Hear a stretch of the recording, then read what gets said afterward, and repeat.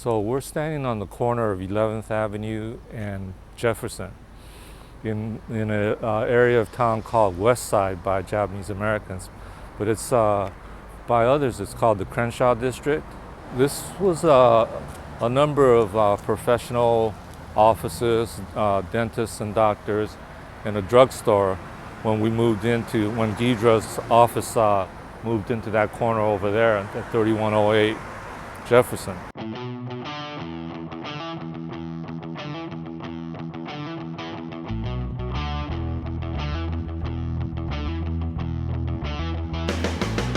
When we started Gidra, it started on campus at UCLA because most of us that founded it were UCLA students.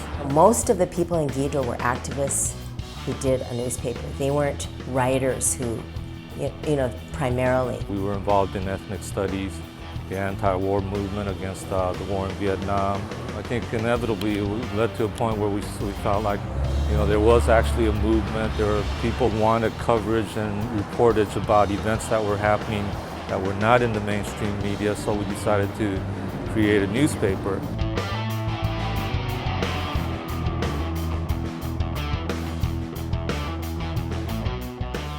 We didn't have an explicit editorial policy, but we wanted to reflect the ideas, feelings, aspirations of young people who were involved in our movement at the time. We really resisted creating these hierarchies. There was no such thing as these people are members of the editorial staff.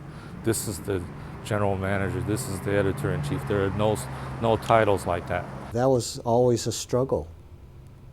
Trying to get a group consensus among 18, 20 individuals, I found to be impossible.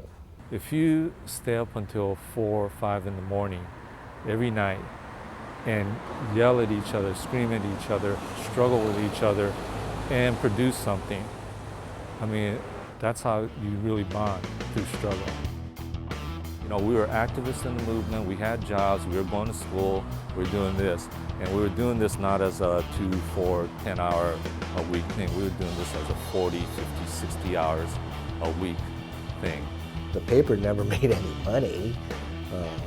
We never got paid. We tried to sell it, for a quarter, but we would also give it away. Whenever there was a big gathering, we'd, bring stacks of things, because the main thing was to get the word out. A lot of people went through those doors. A lot of people helped out. I think Mike did a count one time, and it was in the hundreds. I think we had the best collection of illustrators in the movement.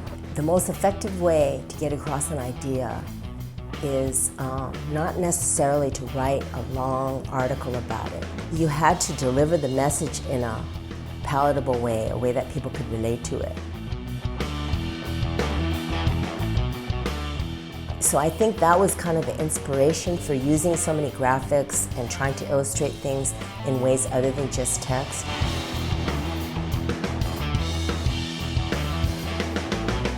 In order to get justified columns, you have to type it once, unjustified, and calculate the number of spaces that you'd have to add in between the words to get a justified copy. So everything that's in the paper that is justified was typed at least twice. And then we had to paste the columns onto paper over a box lit up from behind and use X-Acto knives to make corrections. So that was a painstaking kind of thing to do. I look back on it, it was pretty amazing, I think, that a group of essentially teenagers, starting this thing and keeping it going for 5 years, every month. It was all questioning and challenging and trying to create something new and something better than the way it was. Here today, 37 years later, most of us are very close friends. Most of us are still involved in some form of activism or community or some organization, some charitable purpose. And I think we didn't burn out, we didn't get cynical, we're still hopeful, we're still trying to do things to fit the conditions of today.